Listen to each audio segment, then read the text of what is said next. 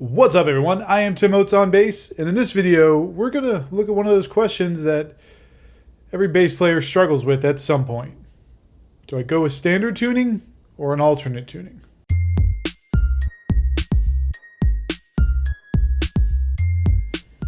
Okay, so standard tuning or alternative tunings. Typically, you're only going to really worry about the tuning you're in and having to make a decision when you're working with other musicians because all of the tunings actually matter with how they interact with each other. Let's first define what standard tuning is. Well, standard tuning is going to be exactly as it sounds, standard tuning. So if you're on a 4-string, E, A, D, G. If you're on a 5-string, B, E, A, D, G. And if you're on a 6-string, B, E, A, D, G, C. All right, so that's going to be the standard tunings. Pretty much anything else is going to be considered an alternate tuning. But I do want to point out that there are some kind of typical alternate tunings that are so common that they may as well be just a different form of standard. Specifically, I'm talking about drop D, which is just where you take the E string and drop it down one step to a D string. That is such a common tuning that it's basically just another form of standard tuning, but technically it is an alternative tuning. And the other common one is usually just taking the whole thing and dropping it down. Usually a half step. So like E flat, A flat, D flat, G flat, right? Everything's just flattened. Oftentimes that is done to kind of help the singers out, but whatever the reason is, those are kind of your standard atypical tunings or standard alternate tunings. Here's how this is going to work. We're going to start with a few kind of very basic questions. These are questions that, depending on your answer, may just answer it for you. It may just be very obvious, but you still may come out of those questions and go, yeah, I'm still not sure. Well, I have kind of a second layer of questions or things to consider. And then finally, if you do decide to go with an alternate tuning, I want to leave you with a couple of thoughts, things to try to make sure that you're as successful as possible. The first thing is, what are the guitars tuned to?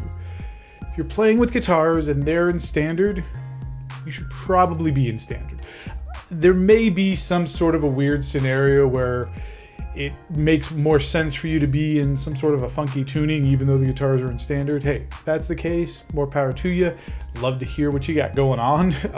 But I'd say 99.9% of the time, if the guitars are standard, you should be in standard. So next up is you need to look at the bass that you have or the basses you have. You kind of need to look at your availability of your instrument. All right, so let's say that you're in a project where everything is tuned down a full step. Okay, that's pretty common. Maybe you just assume I'll just tune the bass down a full step, go from there.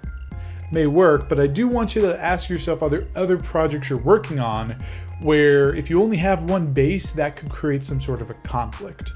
If the answer is no, if you're only in one band and really the only thing you're going to be doing is with this one band, and anything that you might be doing on your own just for fun, it doesn't matter what tuning you're in, hey, great. Lock in, match with the tuning. But if you do have multiple projects, you need to think about that, because if you're constantly changing your tuning, if you're going really extreme on the tuning, you're probably going to have intonation issues.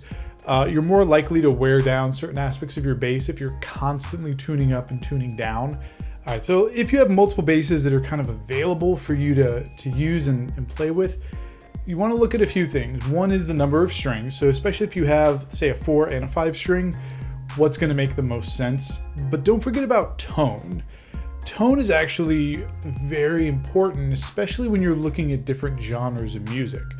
When I joined Burden Affinity, I was originally going to use my Hamer Cruise bass, but when I started actually trying to play some of the songs and hearing the tone, what I realized is the Hamer, which is more of a jazz bass style, really was not going to work in that type of music. Whereas my Music Man, which is a little bit grittier, it's definitely more in line with heavier music, was actually perfect from a tone perspective. This is about understanding the style of music and where there may be a way to look at that and determine, do you need to use one tuning over the other based on what the guitars are doing? So if you're still not sure which way to go in terms of standard tuning or alternate tuning, I want to give you a couple more things to consider. First is practice some of the songs you're going to be playing. Like, actually go and play different songs in different tunings. This is actually what I did when I was auditioning for Burden Affinity.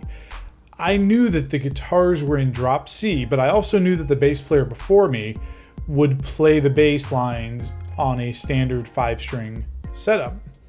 And it was actually because of the reason he didn't have a lot of basses.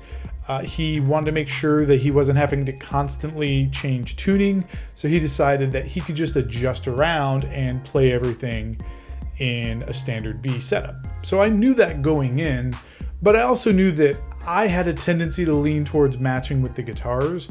So what I did is I tried it both ways. I had a couple of basses, I tuned one up for some sort of a weird drop C tuning, so I was matching there, and then I had the Music Man, which at the time was just standard tuning, so B-E-A-D-G, and I literally learned a couple of songs both ways, and I just played both of them, and I saw what felt better, what did I prefer, and ultimately I preferred the matched tuning, which was the non-standard tuning, the alternate tuning. Now I still actually have that in a little bit of a different tuning, which I'll actually explain at the end of the video, so stick around for that, because this does have even more of an alternate tuning than what the guitars are doing. Next is, if you know that the guitars have changes in the live set, there might be a specific tuning where you don't need to make a change, or if you don't have a lot of basses where you really can't change, that may just make the determination for you. And the last thing that I want you to think about is, what is the writing style like, or the jamming style?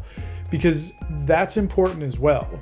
If you're in a band where the writing is always, the guitar writes something out, it gets sent around everyone, you write your part, record it, send it back, the way that you're tuned may not be as big of a deal. But if you do a lot of in-room jamming, well, if you're in a different tuning than the guitars, it's pretty tough if you're not used to it, where you can look at the guitar fretboard and go, well, they're on the 3rd fret, but I'm tuned differently, so I actually need to adjust my fingers down to match it. Like, doing that live while you're trying to jam is not the easiest thing. Now, let me walk you through my tuning real quick, because I do think that the tuning I use with Burden Affinity is pretty interesting. So ultimately what I did is I started thinking about standard gauges out there, the kind of tension you get, and what I realized is, for drop C, well, I could easily take a low B, just tune it up a half step, and that would be fine.